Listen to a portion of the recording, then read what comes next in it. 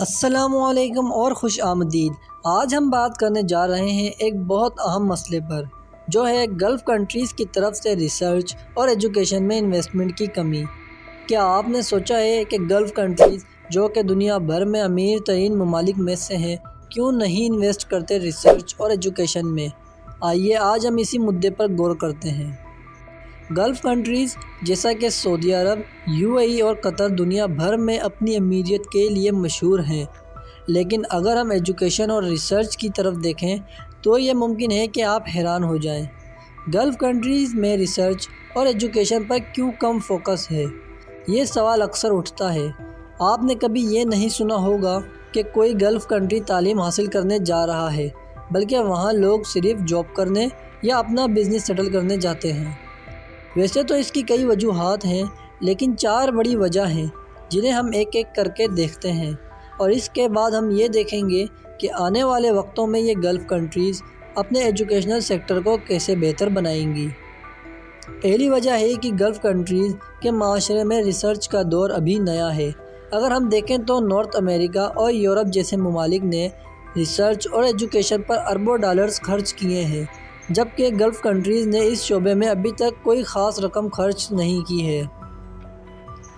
دوسری وجہ ہے کہ گلف کنٹری کا عارضی مقصد امیریت کو برقرار رکھنا ہے، جو کہ مینلی پیٹرول اور گیس پر انحصار ہے۔ اس وجہ سے وہاں کی سرکاریں زیادہ پیسہ ریسرچ اور ایجوکیشن پر خرچ نہیں کرنا چاہتی، بلکہ انڈسٹری اور انفراسٹرکچر پر زیادہ فوکس کرتی ہیں۔ تیسری وجہ ہے کہ گلف کنٹری میں کم پاپولیشن ہے اور ان کی ورک فورس میں زیادہ تر دوسری کنٹری کے لوگ ہیں، جو کہ ان کی ٹیک اور سائنس پہ زیادہ رجحان نہیں رکھتی۔ اس وجہ سے وہاں کی گورنمنٹ کو کم ضرورت محسوس ہوتی ہے کہ وہ ایجوکیشنل اور ریسرچ پروجیکٹس پر انویسٹ کریں۔ چوتھی اور آخری وجہ ہے کہ گلف کنٹریز میں پولیٹیکل اسٹیبلٹی اور سیکیورٹی کے مسائل ہیں، جو کہ ریسرچ اور ایجوکیشن کے لیے ضروری ہے۔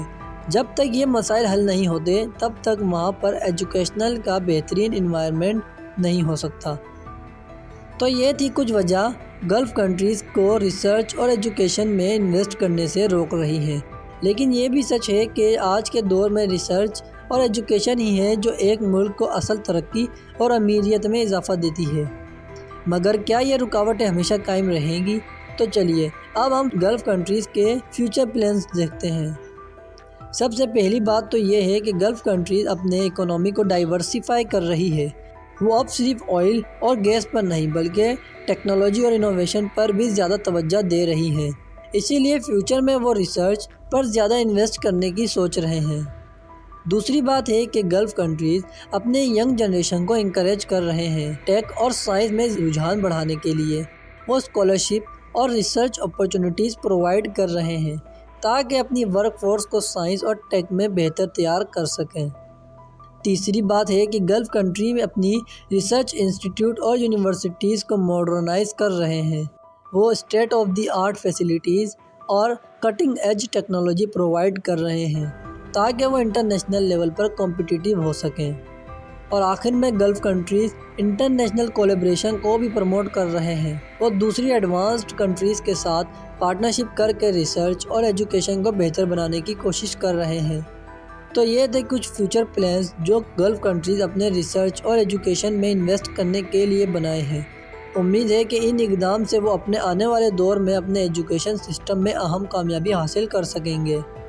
تو اس ویڈیو میں ہم نے 4 پوائنٹس دیکھے کہ کیوں گلف کنٹریز اپنے ایجوکیشن سسٹم میں انویسٹ نہیں کرتے، اور 4 پوائنٹس دیکھے کہ گلف کنٹریز کے فیوچر پلانز کیا ہیں۔